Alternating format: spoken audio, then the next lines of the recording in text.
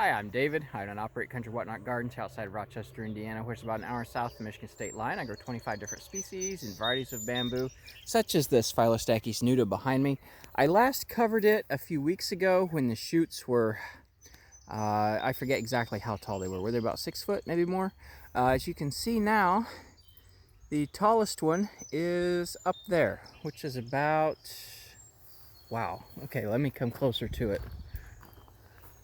It must be about 12 foot. It's not impressive this year because, once again, winter wind got it. It has done this several years in a row now. You can see the dead tops sticking up there of the previous year's growth, and then the current season's growth is the leafed out stuff right along it there.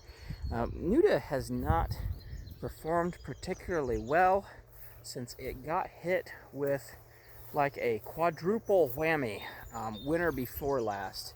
It had winter drought, nearly no precipitation, no snow protection coverage. It was wind burnt, desiccated, top killed. When spring came, its first round of shoots were froze off. This was last spring. This was spring of 2023 I'm talking about. And then when it produced its second round of shoots, we had plenty of rain the first round of shoots, and then the second round we had a drought. Just that quick it changed.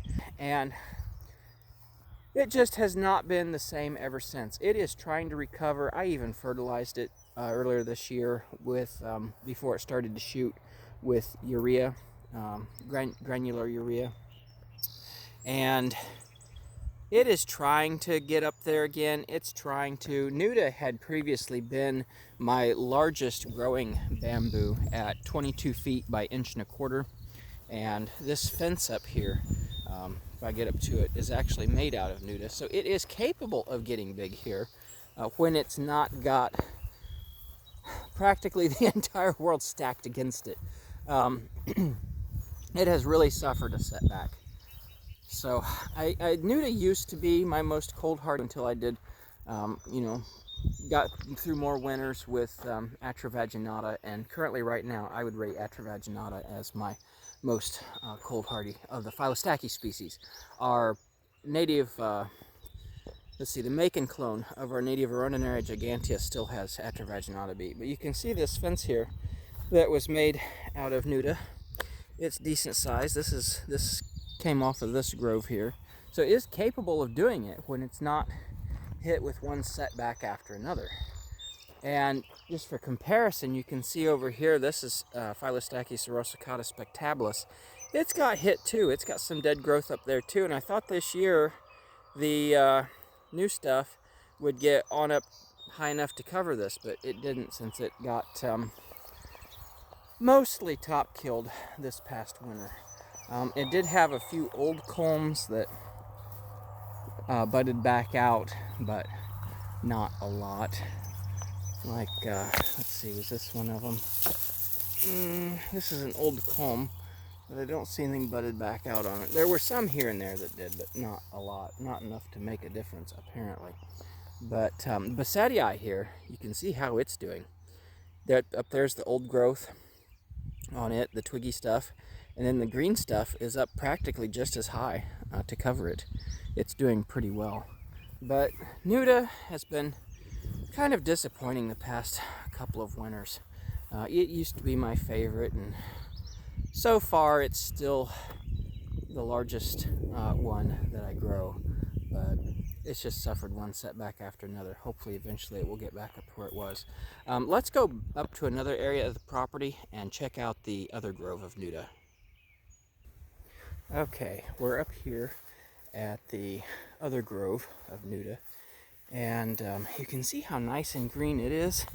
It did get, I was going to say maybe a little bit closer to the top, but looking at it here on my screen, maybe not. But here's the shoot back up in there that's blowing around.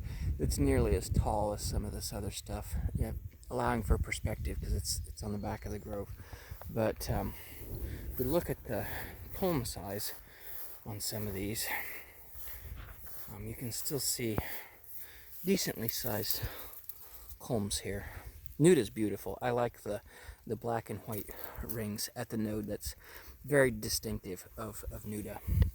But here's some old culms. There were some old culms here somewhere that had rebudded. Let's see. It's this one. This one. Here's an old culm from last year, and you can see it has some leaves right out there on that branch that I'm moving with my thumb. But you can see it didn't rebud clear to the top. It's got top damage up there.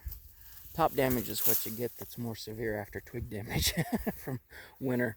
But here's a new shoot, new culm that just came out this spring. You can see how dark it is with the black and the white bands, and then versus last year's culm here, which I had. You can see it still has a little bit of the band right there, a little bit of the banding, but not as much as this new one here. Let's see if I can get them both in the same shot. It's hard with all the leaves. But I wanted to show the difference between an old culm and a new culm. There we go. Okay, new culm on the right, and a couple old culms from last year on the left. You can see a little bit of color difference. But the new culm is quite a bit darker. But it's not bad for this far north. It's just the Atravaginata in particular, and also Parvifolia currently, it has not top killed past few winters, and I think those two could ultimately surpass Nuda in size if they continue not top killing, unlike poor Nuda here has. The wind is really what does it. It's not the cold so much, it's wind. If you can keep the wind off of these and shelter them more, which is why this grove here is doing better than the grove out in the garden, because there's a woods here that shelters it. Unless the wind is from, the north or whatever, but this shelters it.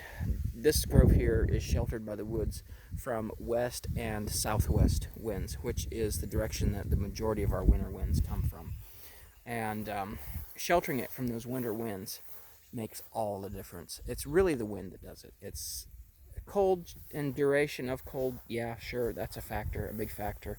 But wind is worse. It really is. But anyway, I'll do another update on this when it fills out a little bit more, because it's still working on getting all of its foliage and everything out. But that has been a look here at 2 groves of Phyllostachys nuda. If you liked the video, please give me a like, subscribe, and share. I'd really appreciate it. Until next time, thank you for stopping by, and take care. Bye.